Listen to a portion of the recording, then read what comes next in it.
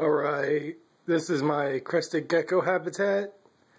I have a male and female. The female is a Halloween Harlequin and the male is a blonde chocolate fire with porthole sides. The enclosure is a 5 foot tall, 3 feet wide, 2 feet deep. It's a lot bigger than what is normally used for Crested Geckos, but I decided to give him this really big enclosure. I used to have a Timor monitor in there, but I moved him into a bigger enclosure, and I moved these two into this one.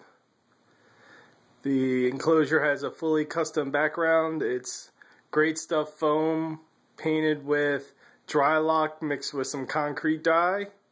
There's planters on the walls, and it's really hard to get into a video of it, but on the back wall directly behind it, I used corrugated pipe, drainage pipe, and I built like a fake tree system. It goes all the way up top to bottom, and then there's the lower right, there's an entrance, and the top left there's an entrance, also a piece of pipe I just cut and notched it together and then covered them in spray foam and painted them with a brown paint and then sealed up that. I have a misting system that runs every 6 hours for 1 minute. It also has a fog system in it, built into the top, because I framed the whole thing with PVC pipe and then used plyboard. And the top has openings in it for a fog system. The bottom is a foot plus of substrate with another piece of drainage pipe buried underground. On the right side where the rocks are, keeps the rocks from collapsing. Also gives another cave they can go into if they want to. And it's full of plants, an umbrella tree, a cane plant, and some Hoya vines. Also a leaf litter on the ground. It's completely bioactive. I have isopods, wood lice, snails, fruit flies, the whole 9 yards. All the branches were harvested from outside, disinfected. I have a few of the fake vines. I think they're Exoterra. I added in there just to really help, just give them some more things to climb on. But for daylight, I'm using one of the Exoterra ions. I got a good deal on one, and the plants grow pretty good with it. And you know, since they're nocturnal, it doesn't really bother the geckos at all. And I'm using some blue LED lights for nighttime lighting.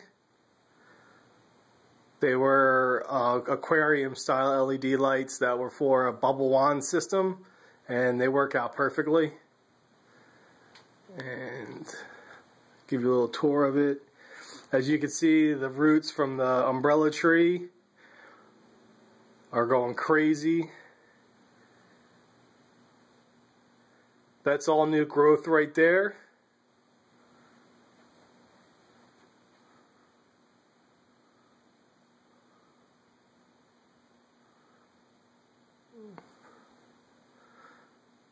I have a pot back here on the back wall that I still need to plant.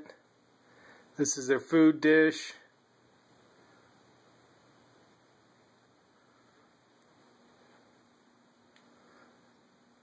And where those rocks are is where the pipe is buried underground.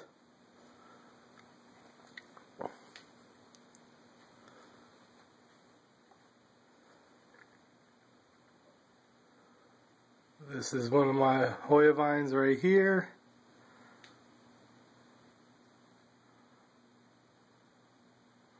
Another Hoya vine. The tubing up at the top is for the Mistking. And here's another Hoya vine. It's growing really well. I'm trying to train this vine to wrap around here. I had one from when I transplanted it from their old tank. This main vine right here ended up dying. I don't think it's going to come back. So we're going to train that one to fill in where that one was. There's one of the nozzles. And you can see right there the holes drilled into the PVC That's for the fog system. I haven't hooked the fog system back up because I was using it for something else, but over here you can see where it connects to it. And there's the Mistking up there.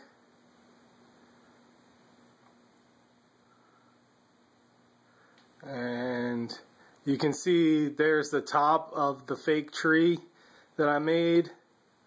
And the cane plant is pretty much filling in. If you look real close, you can see the left side outlet. And it's almost, and then right down there is the right side outlet. Like I said, completely bioactive. I'm using some heat cable on the underneath the tank, the enclosure, so it keeps the substrate nice and warm. I have some eggs.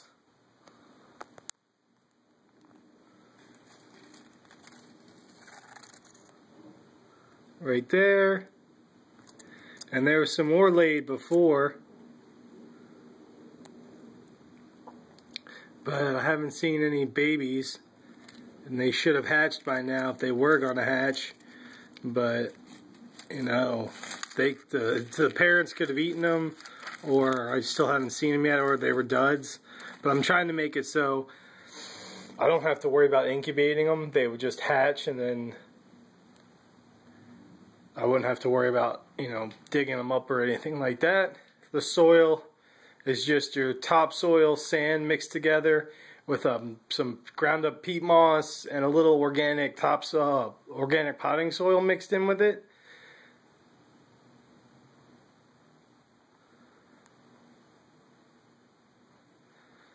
Yeah, just a quick video on it. I haven't posted it, but it's up and running, and it's running great. The only thing I have to do for these guys is change their food out every couple days.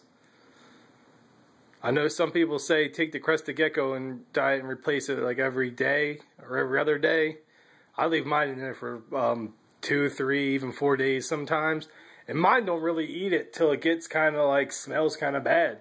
And they eat it, which, you know, in the wild they'd be eating fallen fruit or overripened, on the verge of rotting fruit. So it could be that as well, but they don't have any parasites and they're very healthy. So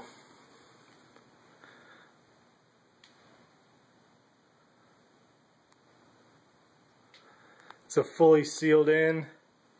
Let's see if we can catch one of these guys. There's one of the snails.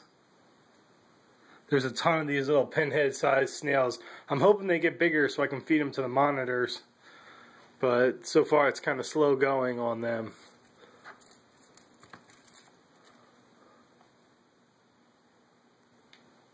I also have some Dubai roaches. They're breeding as well down below. And it's funny to watch. You see this lower, I put branches down the lower parts that cover just above the ground. And the geckos hang from their tails and pick up worms and roaches, and they'll dig up whatever bugs they can find in the leaf litter. And I know Crested Geckos can be kept in Tupperware, glass tanks, the Exoterra ones, or even aquariums, but I'm a firm believer now, after dealing with monitors, that all reptiles should be kept in these fully enclosed wood enclosures. I think they're the best way to keep reptiles, even better than your Exoterra brands and Zoomed brands. I mean, for the cost, they're a lot cheaper, and you can make them to the exact specs that you need. And I'll keep updated on how everything's growing and if I get some hatchlings.